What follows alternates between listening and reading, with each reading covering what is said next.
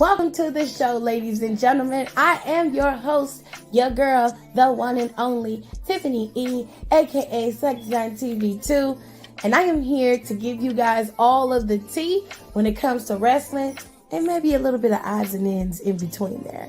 So why don't you go ahead, go get your snacks, go get your juice, go get you a good drink, a good glass of wine if you can drink it. If you're underage, don't be drinking, okay? Go on and get you some juice or something and sit back and listen as we kiki and holler about wrestling. Because over here, you get a plethora of things when it comes to my show, okay? You get wrestling commentary. No benefit of the doubt. Dr. Phil say don't do that. Dr. Phil say when somebody show you who they are, and so did Maya Angelou, believe them. Them two hoes are snakes. They've been snakes, and them hoes was like that when you got there, and they like that now, so fuck them both. And they did the right thing by letting them headline WrestleMania. They most definitely deserve to headline WrestleMania. And that is how you close a mania. What else will you get? You'll also get a weekly recap of every single show that WWE has to offer. Monday Night Raw after show, NXT after show, and of course a Friday Night SmackDown after show. You'll also get a recap of all the Big 5 PLEs. I even do the Saudi shows for you. And then, if it's good and worth the time, I may even throw a little AEW in there. But of course, I will do my best to make sure I recap as many PLEs as possible. If I don't have it, then I'll throw it to one of my friends who do know it. We also cover pop culture, and we have really good time over here with lifestyle and just giving advice. So, if you're ready, it's showtime, and that is on the Ancestors, baby.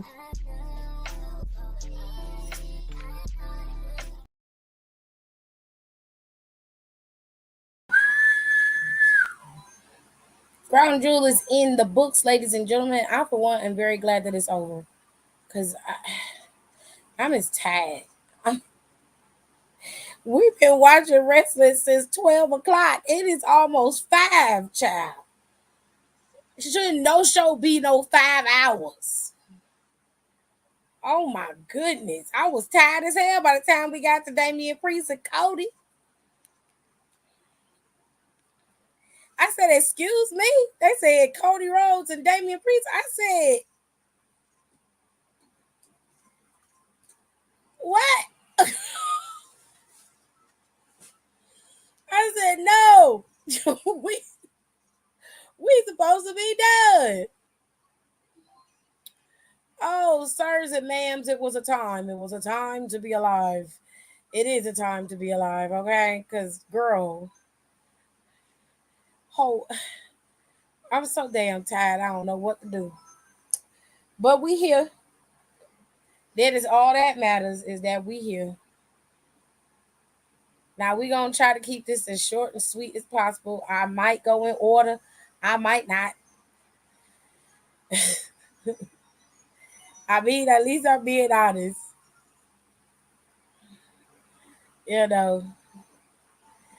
So, per the usual, if you're new here, hi. How are you? If not, welcome to my channel. To everybody, welcome to my channel. Top commenter of the day goes to the folks who came in here. When I went live at 4:47. So, Hiram was numero uno. Nika was number 2. Youngboy Jay was number 3. Jonelle was number 4. And Kenny, she was our 5th top commenter. And as always, Kayla is our honorable mention. All right. Thank y'all to everybody who's in the comments. I appreciate that. I appreciate y'all. Hello, Tirza. How are you? Brown Jewel. Brown Jewel, bitch. Let me tell y'all what happened. So I was on Instagram and I put the notification up to remind everybody to watch it. And child, my stupid ass typed it so fast I misspelled crown and called it Brown Jewel. But technically it fit because all the people in this is brown. So I was right. Even when I was wrong, I was right. Nah. Oh, this show was worse than watching Mania. I'm serious. It was so exhausting. Oof. Goodness. It felt like a really long Monday Night Raw. You know what I'm saying? And that's not really a good thing. Y'all, I'm tired. I'm as tired, okay? They rearranged the show. That show was long as hell, and then the only one of my picks won. All the people I picked won except for John Cena and Logan Paul. Everybody else I picked, hands down. So I was what? It was 8 show. It was 8, so I'm 6 for 2. Babe? Huh? That's my ratio, 6 to 2? Yeah. Okay. All right. I barely stayed awake during the whole show because I was up since 5 a.m. Okay. Go play. All right. Have a good time at work, child. Oh, it's exhausting. I'm going to make sure I say hi to everybody. Hello, Donnie. Hello, Jonelle. Hello to you, Pierre. Ooh, where the hell is you at? Where is you at, Kitty Ken? Hey, Tay, how are you?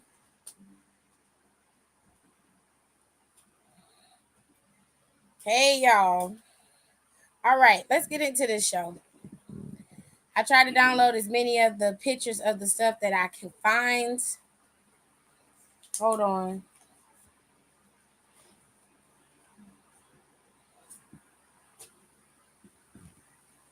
What is wrong with you? Where's his phone? Give me the switch. Go find his phone.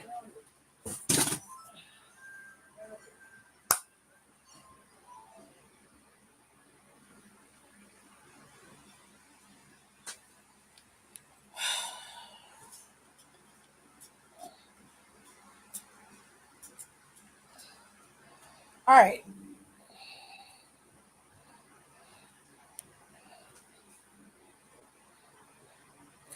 Okay, y'all. So let's get into it. Okay. Let's start off with the kickoff show. Okay. Sami Zayn and JD McDonough had a match on the kickoff. Sami Zayn was able to beat JD McDonough. Okay. I had to go to Lowe's, went to Target, had to stop for my Starbucks, of course, then went to the laundromat. Now I'm folding clothes, cleaning, and it's wash day. Period. Sami beat JD McDonough, which, sure. Then WWE pulled the switcheroo on us and put Seth and Drew's match up first. This was the first match on the official card for Crown Jewel. The match itself was a solid match. It was longer than I expected it to be, but it was a good match. Getting into the end is where it kind of gets a little fun. So Damian Priest decided to come down there and try to cash in on Seth because Seth did look like he was, very broken and exhausted. It looked like he was having a hard time recovering. Okay. But ultimately, he was able to get up and, walk it off or whatever. Sami came out there as Damian Priest. Please go play that in the somewhere else because it's playing in the background. Sami came out there as Damian Priest tried to cash in. It didn't work out in his favor. Sami stole this man's briefcase and ran off. So now Damian Priest is without his briefcase, number one, and Sami Zayn has it in his possession. Now, what would have been cute is if they would have had Sami cash in on Roman right then and there with that nigga's briefcase. Some petty shit. But anyways, that was probably one of the most exciting pieces of the show, with the exception of Kairi Sane's reemergence in WWE. So I'm going to get the rest of the matches on here, and we're going to start with the ones that I really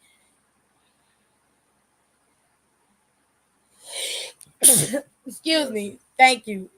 This card was insanely long. When I say it was long, I mean it was annoyingly long. If you started watching the show at 12, it's almost 5. That means we have been watching this show for almost 6 hours. Because they started at 1 and they ain't in until 4:45. The kickoff show was an hour of its own, okay? Girl, it was exhausting. This was longer than fucking WrestleMania. And I was like, what the hell? Thank you. Not keep her away from anti-jets. Hello. Thank you. Oh, God. This was exhausting. Okay. But I'm going to get through these matches as quickly as possible and try not to drag this down too much further. The match between Rhea Ripley and the girls was actually pretty solid. I did not expect a lot from this match, but I will say that each one of these women performed effectively, even though we all knew that Rhea Ripley was going to win. Nia Jax was not involved in the pin, which was very interesting because I believe that Nia Jax is still going to be one of the women, if not the woman, that goes up against Rhea Ripley, either at Perth in Elimination Chamber or she's going to go up against Ripley at WrestleMania. But it's going to be Nia versus Rhea at some point. They had a moment with each other in the ring, which really looked really promising in terms of a one-on-one match. But ultimately, none of these women could best Rhea Ripley, and she ended up winning the match. So she was the victor in her match against her 4 competitors. Good for her. Moving into this match.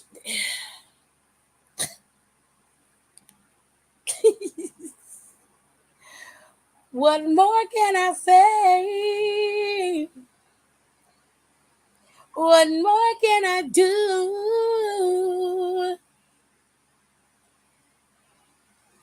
Ciao.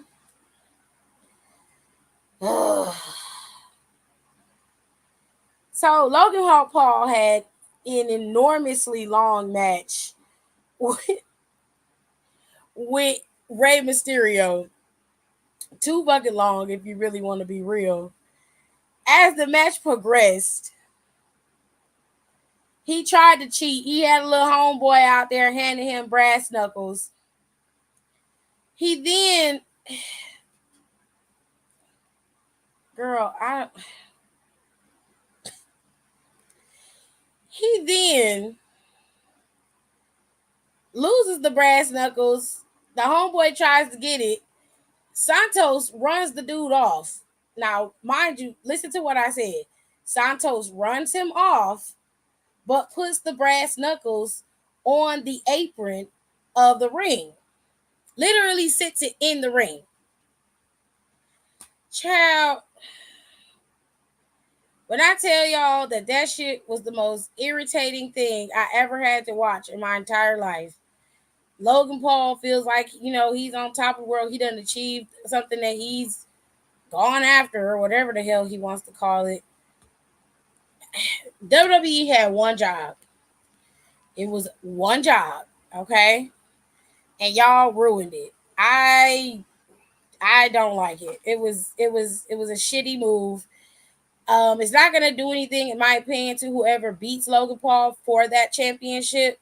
I still say y'all should have had Ricochet come in there and cost him that title, because you just left this open-ended shit with Ricochet, and then you focus back on it on Monday Night Raw a few weeks back. It just seems odd, and I don't like it.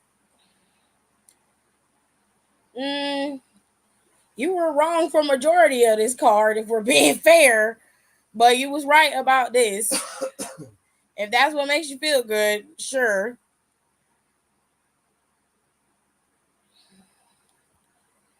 Logan Paul is the champ, if that's what you want to call him. And a lot of y'all is on social media being real ignorant. I don't know what's going on with y'all, but for y'all to say some silly ass shit like Logan Paul is better than your favorite wrestler, you're crazy. You're crazy. I'll tell you that to your face. Argue with your mama. Don't argue with me. They said bless you, babe. Drop. They said bless you. So what? They said bless you. Thank you.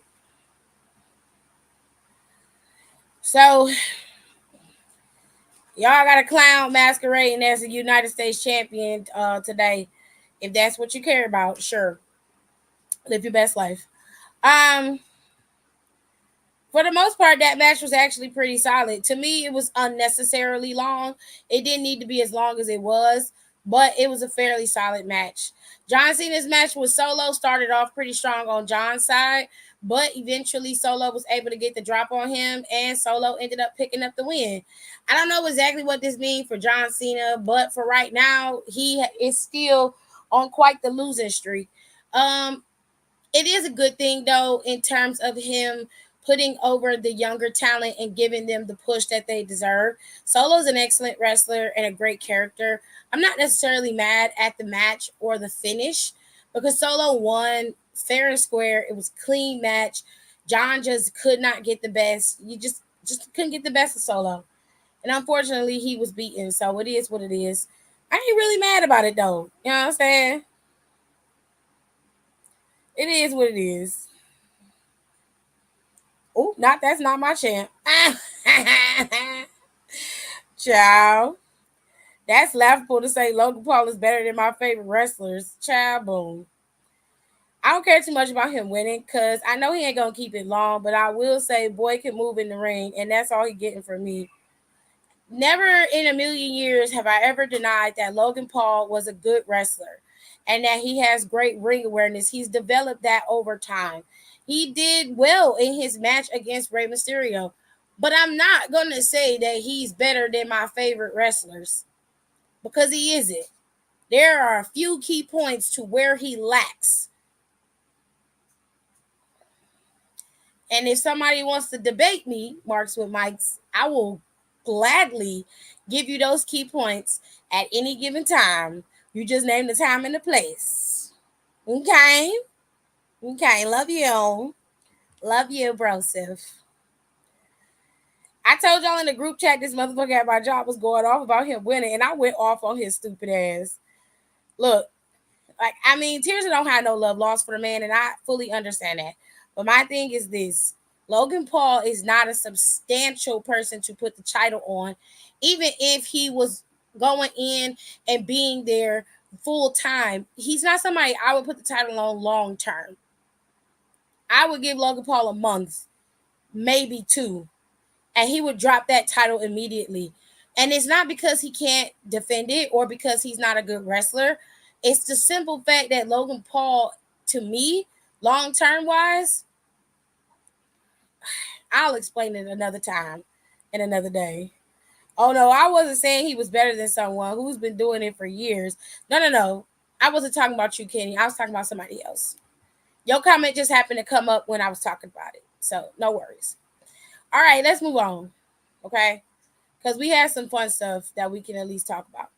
But ultimately, John Cena put over Solo. So shout out to John Cena for putting over Solo. In spite of his losing, he looked to be extremely defeated after this match. But we'll see. Now, there's 3 matches on this card that I actually enjoyed outside of Seth and Drew's match.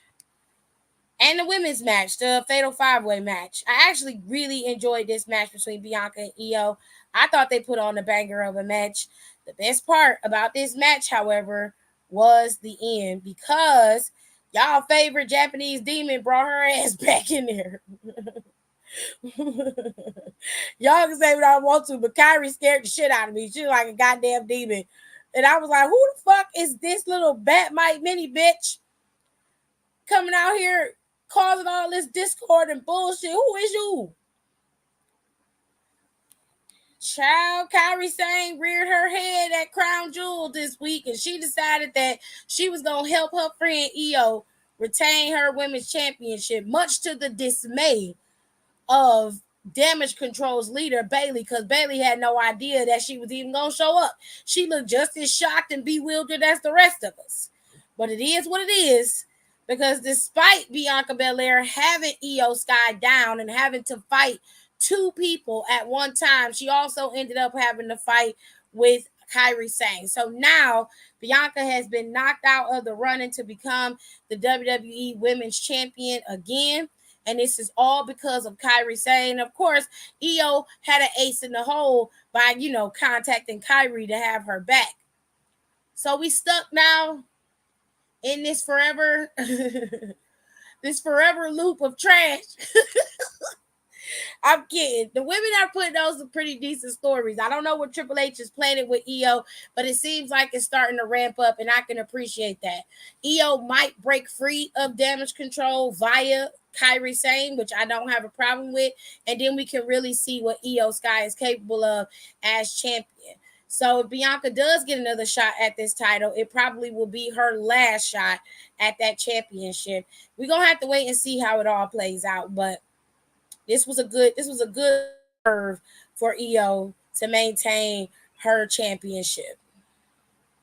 I thought it was Zelina Vega too because she had that motorsport gear on, and I was like, "Is that Zelina?" And Gerard was like, "No, baby, that's Kairi Sane." I said, "Oh shit, she is supposed to pop back up." Child, Bagel about to get kicked to that curb. I would kick Bailey to the curb too. Like, she doesn't want Kairi. She don't want Io to be champ. She trying to take her title from her. So I would kick her ass to the curb too. She just real quiet about it. Now the fans online said the last time we saw Kairi Sane, Bailey was taking her out. It's gonna be a lot of shoulda, woulda, couldas, honey. We in the home stretch. I done reviewed this show faster than WWE was able to put it on. Anyway, this match came and I thought the match I'm dead ass. I completely forgot about this match. Completely forgot about this match. When I tell you, I was sitting here like, okay, after we got Bianca and them, I'm like, all right, we finna move right into Roman in LA. And then all of a sudden they pop up with Damien. I said, what the hell y'all mean? I'm like, no. No. Who? Why? Oh, God. Damien and Cody Rhodes actually had a solid match until they tried to bring in all of Judgment Day sans Rhea Ripley. That's when Jey Uso came out there, super kicked everybody chair away from Dominic and scared them off, and Damian Priest ended up losing going up against Cody. He took a Cody cutter and 4 crossroads to lay this man out. But it is what it is. Cody Rhodes did beat Damian Priest tonight. Okay? I hope they don't feed Kairi to Bianca in a match. This is Triple H we're talking about. I highly doubt that Kairi Sane will get fed to Bianca in a match. If it's a match between Kairi and Bianca, it'll be an even kill fight between the two women, which rightfully so. Kairi Sane came in and interfered in her match. I highly doubt the first match Kairi has coming back is going to be against Bianca and she loses. And if my thing is, given the story, Bianca's owed a lick back. So it's not about feeding her to Bianca. That's a poor choice of words, in my opinion. You can say you hope that Bianca doesn't just, she's not going to just beat the girl. That don't happen like that. And Bianca don't operate like that. It's very rare she have a match where she just totally and completely dominate over somebody. That's not going to happen. But they are probably going to end up fighting at some point. You know what I'm saying? I kind of want to see Kairi, Io, and Asuka as a group. Why? Because they all Japanese. If that's what you like, babe, I ain't going to shit on it. That's your business. Me personally, I like them all individually. I don't need them as a group. But if you want to see that, I'm not going to shit on it. It's your thing. Do what you want to do. Okay? Anyways, that was Damien and Cody. There it is. Now we get into the final stretch, the final match of the night. All right, or the day. It was LA Knight versus Roman. And per the usual, Roman and LA Knight had their back and forth. LA Knight looked good in the match. And as soon as LA Knight was getting the drop on Roman, Jimmy came in for the save. Jimmy cost LA Knight that match about 2 or 3 times. And in the final throws, it took a spear to lay out LA Knight. And that was it. Roman ended up retaining. And he walked out as the champion. As if we were not expecting that to happen. I mean, it is what it is. But eventually, soon, we are going to see this man and this man face to face once again. Now, I think it's going to happen like Cody's going to win Elimination Chamber and then be able to challenge Roman, because I think whoever wins Royal Rumble this year is going to challenge Seth freaking Rollins for that title, if he still has it. So, Crown Jewel is in the books. It is done. Thank God, because it's 5 hours long, Jesus, and we are tired. Yes, that's exactly why, but not the soul. What are you talking about? They're all great and could be great together. Oh, you talking about Kyrie, Asuka, and Io?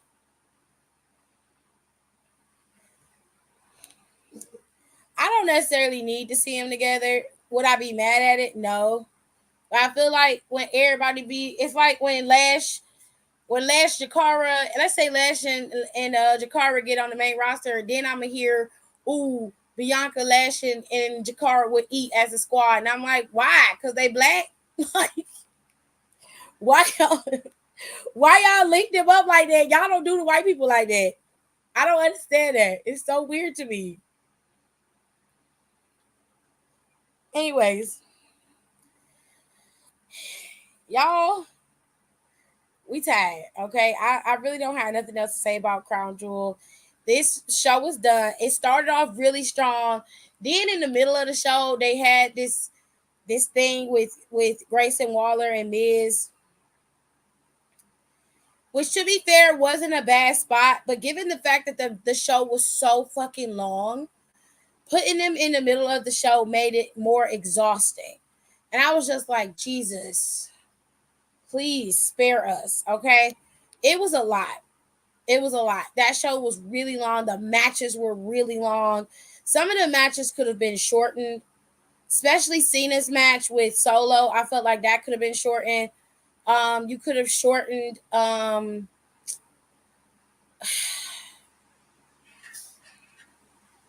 you could have shortened a couple matches. I'm sorry, I can't. I'm drawing a blank on the matches. Like, ugh, it was such a long show. I said it because I thought they was together before. I wouldn't know work before they got to WWE. I know that Kyrie and Asuka were together before, but Io, she was still in NXT at the time. Anyways, looking forward to Monday Night Raw, because Monday Night Raw, you're going to have this fatal 4-way match, and these 4 men will determine who is going to be the number 1 contender for Gunther's title. Okay?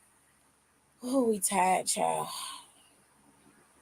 He said because it's enough whites to go around. Child, I don't like it. It sounds to me like every time you see a bunch of, because it's a small amount of people, y'all just link them up together. Ooh, let's put them together. No, bitch. No. No, we should not link them together. What's wrong with you? I'm tired. Survivor Series, however, is going to be a War Games Survivor Series. They have since changed the moniker for Survivor Series. Survivor Series is 2 weeks away, and it is going to be a War Games Survivor Series. Now, a lot of people don't think it's going to be brand versus brand. They think that they're going to still stick with the norm, with the original plan of Survivor Series, and make it storyline based, which they very well could.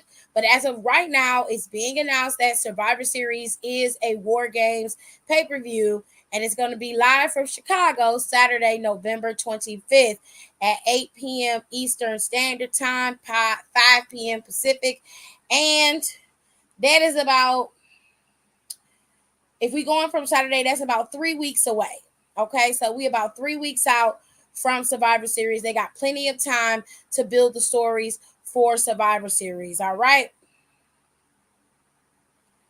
Yes. Yes, Don. Ray versus Logan could have been cut tremendously. That was unnecessary. As long as they bring Regal back to announce it. That's what Jiraiya said. He was like, Regal there now. So let him say it. I think Asuka has tagged with both, and I think Kyrie too.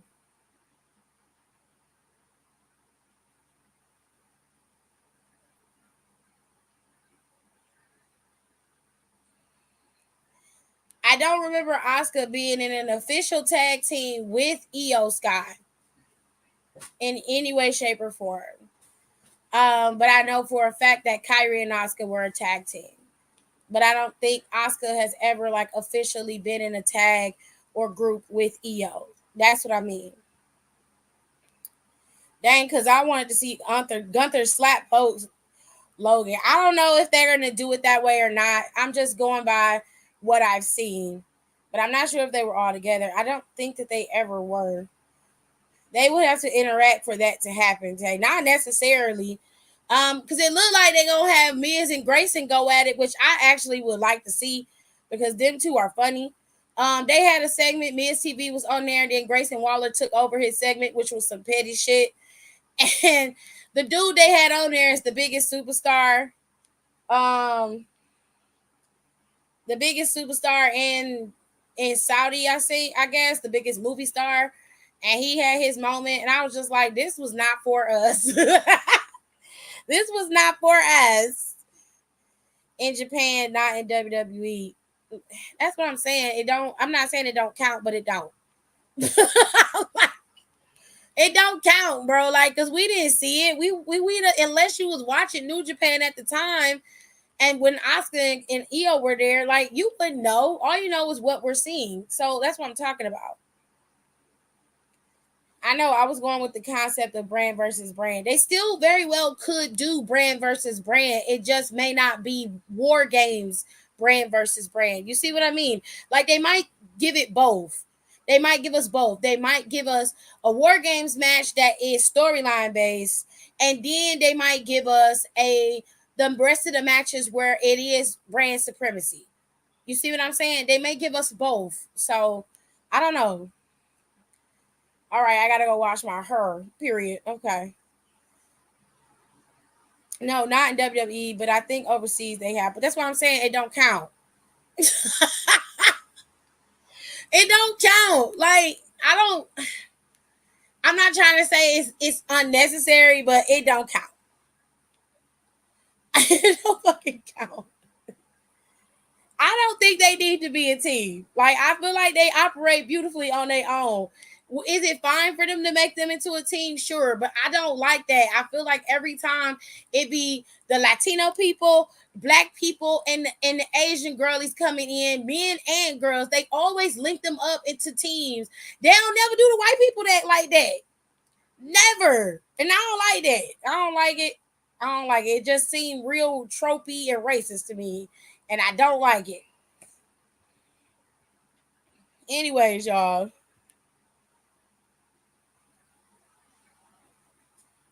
It don't count. It don't. It don't fucking count. I don't care. Nah, because I shouldn't have to be linked up with a bunch of people for me to be great.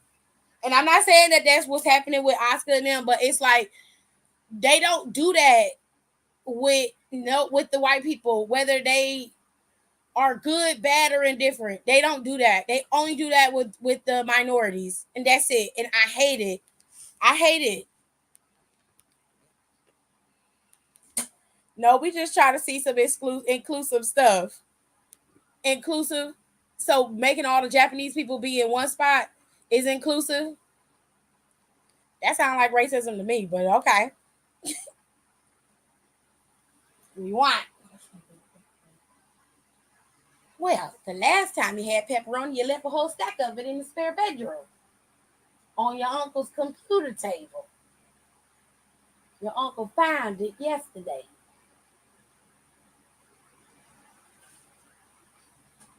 Got something you want to say about that?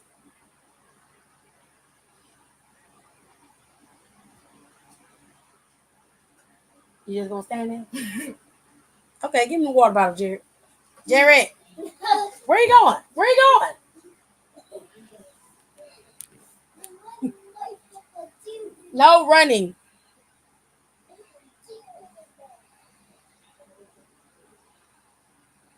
Wait, missed the live yesterday. Brandy trying to get with SP and Bobby. What? Don, what is you talking about? Oh, you talking about Brianna. Yes. Yes, she is. That's what I'm saying. All the way. Everybody just linking up into fucking groups.